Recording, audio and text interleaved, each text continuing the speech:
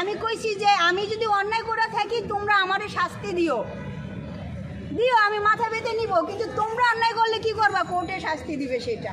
আমি কোর্টের কাছে গেছি, আইনের কাছে গেছি, আমি কারো কাছে কিছু পাই নাই। না পাইছি প্রযোজক সমিতিতে, না পাইছি শিল্পী সমিতিতে, না পাইছি মিডিয়ার কাছে, না পাইছি প্রশাসনের কাছে। আমি কোথাও কারো কাছে কোনো কিছু পাই না। প্রশাসন বলতে যখন আমি ডিবিতে যখন এটা সাইবার ক্রাইমে দেওয়া হয়েছে তখন তো তারা এটা সমাধান করে দিতে পারতো। তখন তাদের তারা মাধ্যমে থেকে কিভাবে টাকা খায় আমার কাছ থেকে? কারণ সব কথা তো বলে আমি মিথ্যা কথা বলি। আগে আমার কাছে একটু হলে তো ডকুমেন্ট আছে, আমি তো সেই বলদ না। প্রথমে তো বোকা করছি, প্রথমে তো কিচ্ছুই রেকর্ডিং করে রাখি নাই, প্রথমে তো বুঝি নাই যে আর আমার চ্যানেল নেবে, হ্যাং নেবে, ট্যাং নেবে। যখন আমি বুঝতে পারছি তখন না আমি রেকর্ডিং করে রাখছি। এর আগে কি আমি রেকর্ডিং করে রাখছি? এর আগে তো আমি রাখি নাই। তোমাদের কি মনে হয় অপবিশ্বাসের মতন মানুষ, তার নামে আমি মামলা দিতে পারি? যখন জয় চৌধুরী একটা কথা বলছে, অপবিশ্বাস যেদিকে থাকবে সবাই সেদিকে থাকবে। অপবিশ্বাসের এক কথা, সবার এক কথা। এই যে আজকে ইউটিউবার যারা আপনারা যারা আছেন, কেন রাগ হয়েছি? আমি ইন্টারভিউ দিচ্ছি, আপনারা কেউ প্রকাশ করেন নাই। কেন করেন নাই? অপু দিদি আপনাদেরকে না করছে করার জন্য।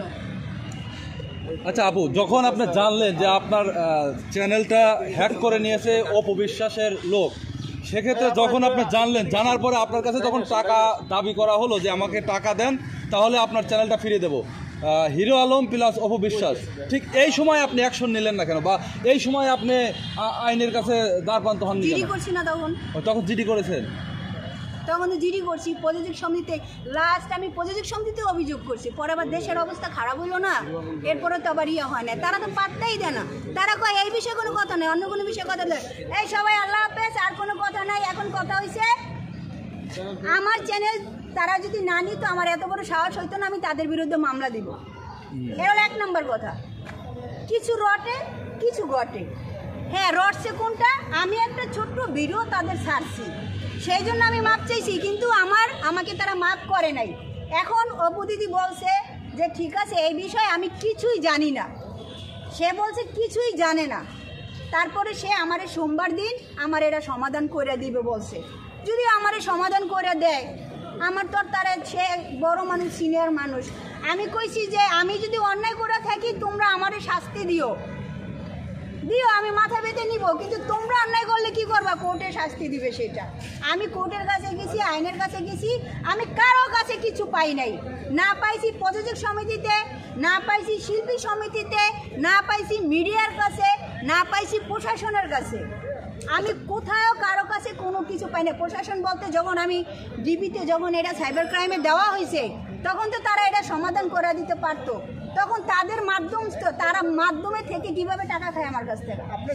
এখানে একটু যুক্ত হই। সমাধান করে দেবে, তাহলে আপনি আজকে কেন থানায় আসছেন? আজকে থানায় আসি, থানা আমাকে ডাকছে।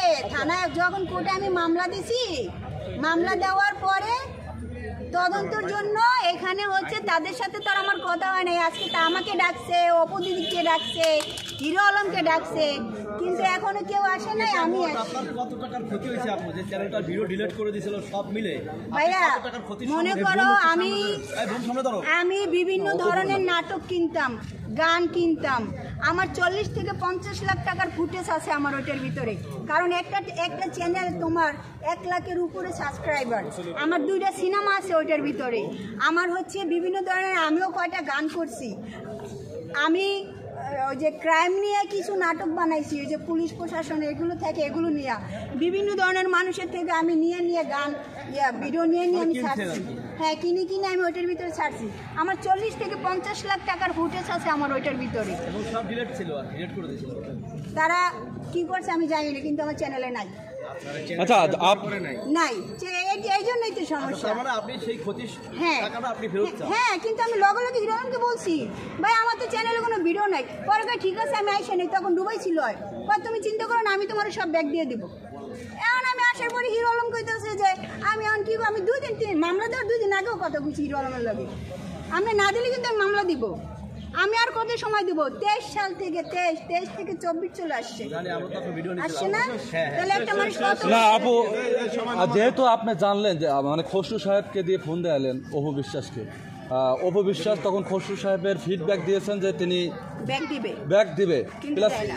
প্লাস টাকাও নেবে না, কিন্তু এই খসরু সাহেব বলার পরেও অপু বিশ্বাস বা তার যে দল তারা যে আপনার থেকে টাকা নিল, টাকা নিয়ে আপনার চ্যানেল দিল, আসলে এই যে ব্যাপারটা যে টাকা আমরা নেয় এটা তো শুধু বড় এই ধরনের একটা চাঁদাবাজি মনে হয়। দাঁড়াও আমি আরেকটা কথা বলি, তোমরা তো সবাই আছো না, আমাদের প্রযোজক সমিতি তো আমরা তো অত কিছু না। খসরু ভাইকে মানি, তাই না? আমরা খসরু ভাইকে মানি, হ্যাঁ, জি, তাই না? অবশ্যই। না? অবশ্যই। খসরু ভাইকে মানি না? দাঁড়াও, একটা লাস্ট কথা বলি। হ্যাঁ জি বলেন।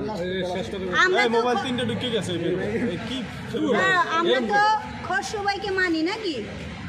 আমি হ্যাঁ। খসরু ভাইয়ের কাছে গেছি, অপুর সাথে খসরু ভাই কথা বলছে, তাহলে তুমি খসরু ভাইকে না ধরা তুমি হিরো আলমকে কেন ধরলা? হিরো আলমকে কেন ধরলা? হিরো আলম তো এটার সাথে জড়িত ছিল না, হিরো আলমকে কেন ধরলা তোমরা?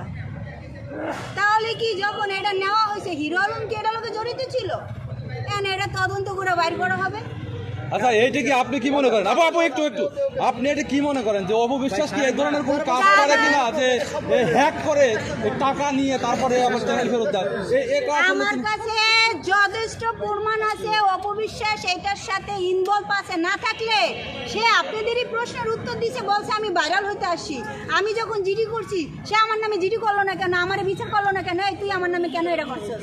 সে যদি এর সাথে জড়িত না থাকতো যে তুই কেন আমার নামে এটা করছিস, তারপর সে বলছে কিছুই জানি না, কিন্তু তার ছেলে বলছে হ্যাঁ অপুদি আমার সাথে কথা বলছে, এটা বলছে। হিরো আলম নিজে বলছে ও আমার সাথে কথা হয়েছে, তুমি এটা দাও, আমরা এটা দাও, এটা এখন দাঁড়াও, যাই হোক সোমবার দিন আমাদের এটা একটা সুরা হবে, সমাধান হবে, যদি আমার সব কিছু আমি পাই, আমার সব কিছু যদি আমি পাই, আর যদি আমি না পাই আমার ওই আইনগত পর্যন্ত থাকবে।